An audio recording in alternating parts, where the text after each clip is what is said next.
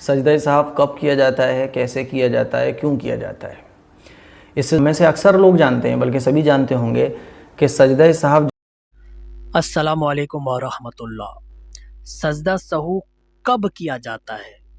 کب کیا جاتا ہے؟ ایک تو ہوتا ہے کس طرح کریں گے، ایک ہوتا ہے کب کیا جاتا ہے، کس وجہ سے کیا جاتا ہے۔ اس بارے میں مفتی اے ایم قاسمی کا بیان ہم لوگ دیکھیں گے۔ آپ اگر دلیل دیکھنا چاہتے ہیں تو کتاب المسائل میں اس کے متعلق لکھی ہوئی ہے۔ چلیے ویڈیو کی طرف دیکھتے ہیں۔ سجدہ سہو کب کیا جاتا ہے، کیسے کیا جاتا ہے، کیوں کیا جاتا ہے؟ اس میں سے اکثر لوگ جانتے ہیں، بلکہ سبھی جانتے ہوں گے کہ سجدہ سہو جب کیا جاتا ہے جب نماز میں کوئی غلطی ہو جاتی ہے۔ لیکن اب سوال یہ ہے کہ کون سی غلطی پر سجدہ سہو کیا جائے گا؟ اس لیے میں نے آپ کو سب سے پہلے شرطیں یاد کرائی، فرض یاد کرائے، پھر آپ کو بتایا، کیا بتایا کہ واجب جب چھوٹتا ہے نماز کے اندر تب سجدہ سہو کیا جاتا ہے۔ اگر شرط چھوٹے گی تو یہ بھی میں نے بتایا تھا کہ شرط چھوٹنے پر نماز اسٹارٹ نہیں ہوتی ہے۔ نماز کی جو 7 شرطیں ہیں، ان 7 شرطوں میں سے کوئی ایک شرط اگر مس ہو جائے تو نماز اسٹارٹ ہی نہیں ہوتی ہے۔ تو شرط اگر چھوٹ جائے گی تو سجدہ سہو نہیں ہوگا، کیونکہ نماز اسٹارٹ ہی شرط پوری ہو جب ہوتی ہے۔ نماز کے 6 فرض ہوتے ہیں، فرض اگر چھوٹ جائے تو میں نے آپ کو بتایا تھا کہ تب بھی سجدہ سہو نہیں ہوگا، کیونکہ اگر فرض چھوٹ جاتا ہے تو نماز ریپیٹ کرنی پڑتی ہے، دہرانا پڑتی ہے۔ تو یہ چیز موسٹ امپورٹنٹ ہے یاد کرنے کے لیے کہ اگر شرط چھوٹے گی تو نماز اسٹارٹ ہی نہیں ہوگی۔ 7 شرطیں کون سی ہیں آپ دیکھ لیں۔ فرض اگر چھوٹے گا، ایک فرض چھوٹ جائے، 2 فرض چھوٹ جائیں تو نماز دہرانا پڑتی ہے، ریپیٹ کرنا پڑتی ہے۔ سجدہ سہو سے وہ مسئلہ نہیں حل ہونے کا۔ اب سجدہ سہو کرنا کون سی غلطی پر ہے، کیونکہ غلطیاں میں نے آپ کو بتائیں، غلطیاں تو بہت ساری ہوتی ہیں نماز میں۔ سنت اگر چھوٹے گی تو سجدہ سہو نہیں کرنا ہے۔ واجب اگر چھوٹتا ہے تو سجدہ سہو کیا جاتا ہے۔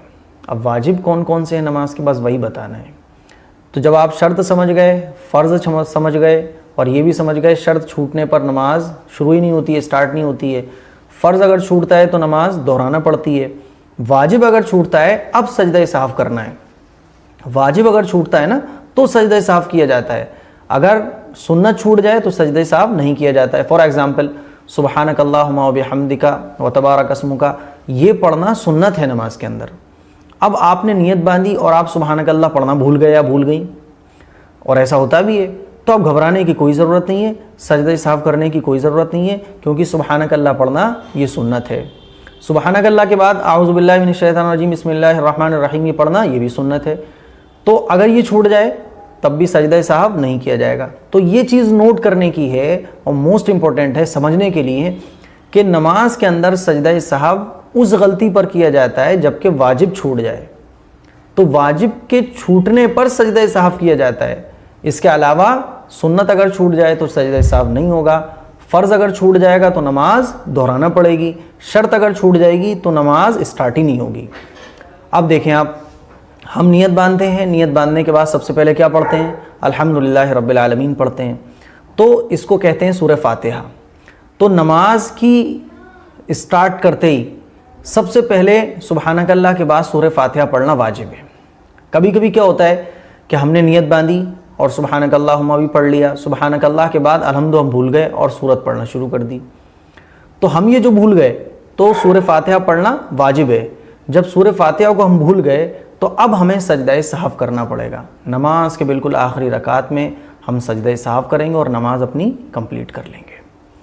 تو اس چیز کو بھی آپ سمجھ لیں کہ سورہ فاتحہ پڑھنا فرض نمازوں کی پہلی 2 رکعت میں اور فرضوں کے علاوہ سنتوں کی ہر رکعت میں، نفلوں کی ہر رکعت میں، وتر کی ہر رکعت میں سورہ فاتحہ پڑھنا یہ واجب ہے۔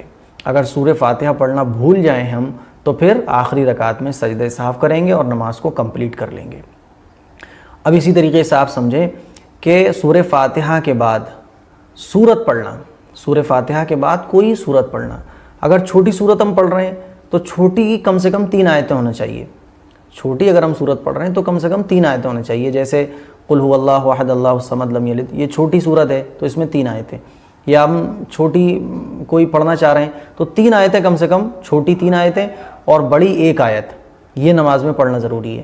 اب سورہ فاتحہ کے بعد ہمیں سورت پڑھنی ہے، ہم سورت پڑھنا بھول گئے فرض کی پہلی 2 رکعتوں میں۔ یہ یاد رکھیے گا ہمیشہ، فرض نمازوں کی پہلی 2 رکعت میں الحمد شریف پڑھنا واجب ہے اور الحمد شریف کے بعد سورت کا ملانا واجب ہے۔ اور فرض نمازوں کے علاوہ جتنی بھی سنتیں ہم پڑھتے ہیں، نفلیں پڑھتے ہیں، وطر پڑھتے ہیں، اس کی ہر رکعت میں سب سے پہلے سورہ فاتحہ پڑھنا واجب ہے اور سورہ فاتحہ کے بعد سورت ملانا یہ بھی واجب ہے۔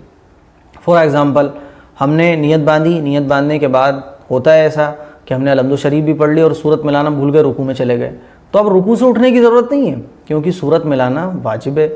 ہم بھول گئے تو آخری رکعت میں سجدہ سہو کریں گے، نماز مکمل ہو جائے گی۔